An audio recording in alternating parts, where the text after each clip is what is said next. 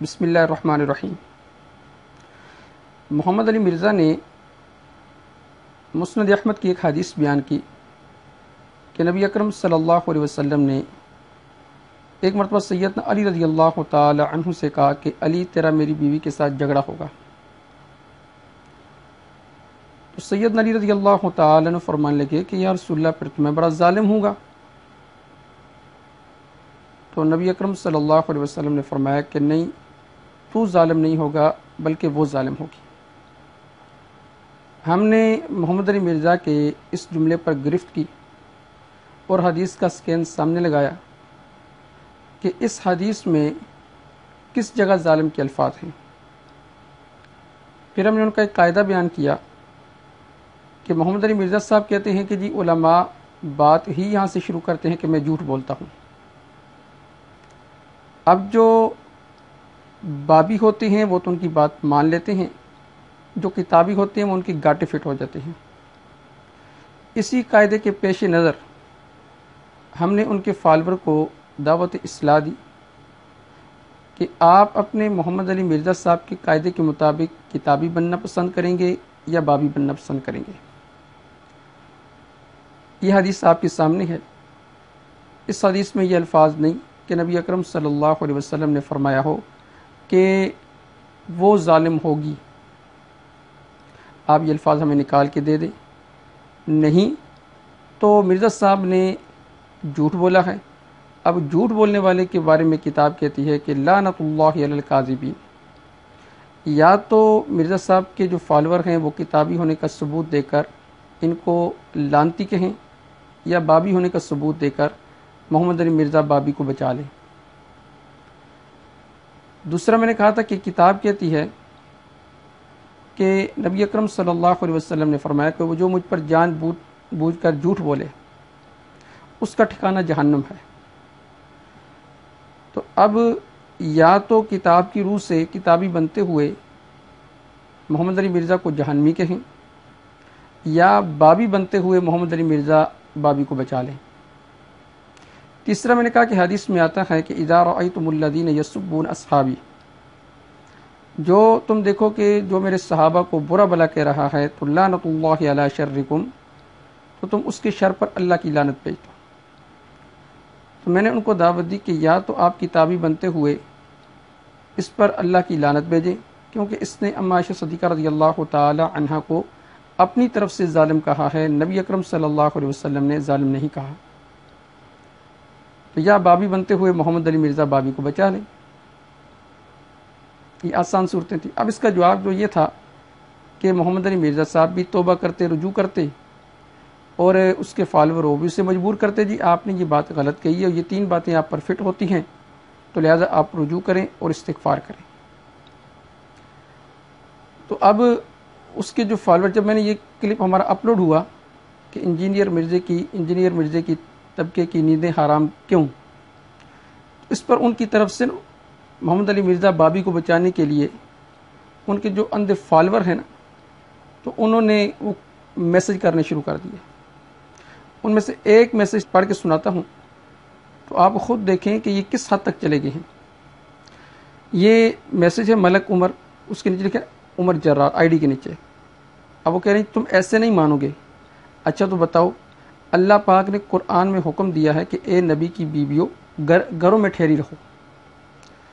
اما عائشہ رضی اللہ تعالی عنہ حکم کے خلاف ہو کر گھر سے نکلیں، کیا یہ ظلم نہیں؟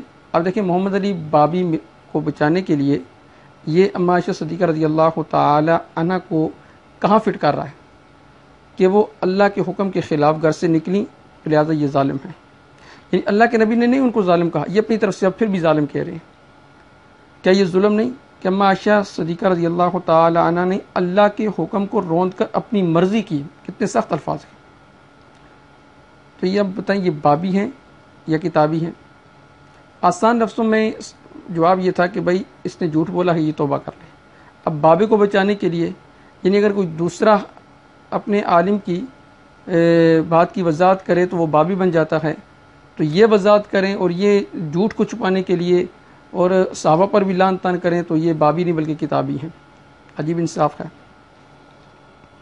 اچھا جی، آگے نمبر 2 کہتے ہیں کہ خلیفہ راشد حضرت علی کی طرف خروج اور جنگ کی، کیا یہ ظلم نہیں؟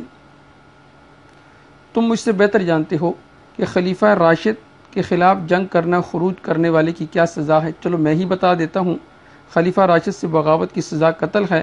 اب بتاؤ اما عائشہ اب بھی ظالم نہیں؟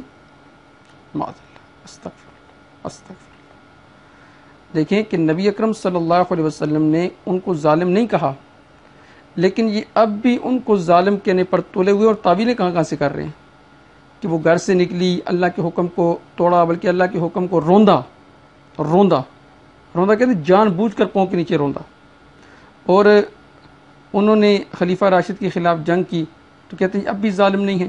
اور آخر میں کہتے ہیں چلو میں ہی بتا دیتا ہوں، خلیفہ راشد سے بغاوت کی سزا قتل ہے، اب بتاؤ اما عائشہ اب بھی ظالم نہیں؟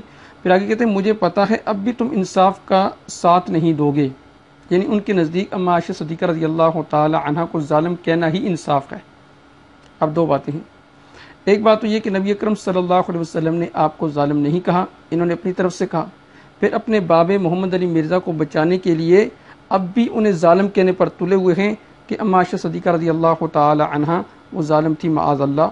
پھر کہتے ہیں یہ دعوت حق کی دعوت ہے، اور اس سے نکلنے والا ایسے ہے کہ جیسے اس نے اسلام کو نقصان پہنچایا۔ اب میرے اس پر چند سوالات ہیں۔ نمبر 1، محمد علی مرزا صاحب کو تو سب سے اختلاف کا حق حاصل ہے، اور سب کو محمد علی مرزا سے اختلاف کا حق حاصل کیوں نہیں؟ مرزا صاحب اگر نمبر 2، مرزا صاحب اگر وہ الفاظ انبیاء، صحابہ، اولیاء اللہ، علماء، صلحاء کے بارے میں استعمال کریں تو وہ گستاخی اور توہین نہیں، اگر وہی الفاظ ان کے بارے میں استعمال کریں تو وہ توہین اور گستاخی ہے، کیوں؟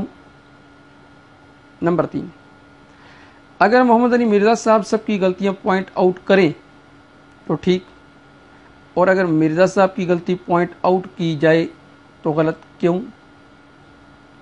اس کا مطلب ہے کہ یہ مرزا صاحب کو فرشتہ یا نبی سمجھتے ہیں نا، کہ ان سے غلطی نہیں ہوتی، وہ بالکل ٹھیک ہیں، اور پوری 1400 سال میں یہ اکیلے سے ہی پیدا ہوئے ہیں، باقی ساری کائنات غلط تھی۔ اچھا جی، سب کو اپنی غلطیوں پر معافی مانگنی چاہیے، لیکن مرزا صاحب کو مانگنے کی ضرورت نہیں ہے۔ میرا سوال یہاں پر یہ ہے، اگر علماء اپنی بات کی وضاحت کریں تو وہ قابل قبول نہیں، مرزا صاحب یا مرزا صاحب کے چیلے اپنی بات کی وضاحت کریں تو وہ قابل قبول ہے، کیوں؟ اگر وہاں صراحتاً الفاظ کو دیکھا جائے گا تو یہاں صراحتاً الفاظ کو کیوں نہیں دیکھا جائے گا؟ اور اگر علماء کے چاہنے والے ان کی بات کی وضاحت کریں تو بابی، محمد علی مرزا کے چاہنے والے اس کے جھوٹ کا ڈیفینڈ کریں، جھوٹ کا، غلط بات کا ڈیفینڈ کریں تو وہ بابی کیوں نہیں؟ اگر باقی غلطی کریں تو انہیں فرقہ کہہ کر چھوڑ دیا جائے، اور محمد علی مرزا صاحب غلطی نہیں جھوٹ بولیں تو نہ یہ فرقہ ہیں اور نہ ان کو چھوڑا جائے گا، کیوں؟ کیا مرزا یہ قرآن کا نام ہے؟ کیا مرزا کی زبان یہ قرآن کا نام ہے، یہ حدیث کا نام ہے؟ تو اس کا مطلب ہے کہ یہ امت کے اندر تفریق پیدا کی جا رہی ہے۔ تو میرا پھر بھی سوال یہ ہے کہ مسند احمد کی اس روایت میں جب ظالم کے الفاظ نہیں اور نبی اکرم صلی اللہ علیہ وسلم نے آپ کو ظالم نہیں کہا، تو پھر مرزا صاحب اور اینڈ اس کی کمپنی اپنی طرف سے ظالم کیوں کہہ رہے ہیں، اور اتنی بڑی گستاخی کے باوجود اس پر رجوع کیوں نہیں کرتے؟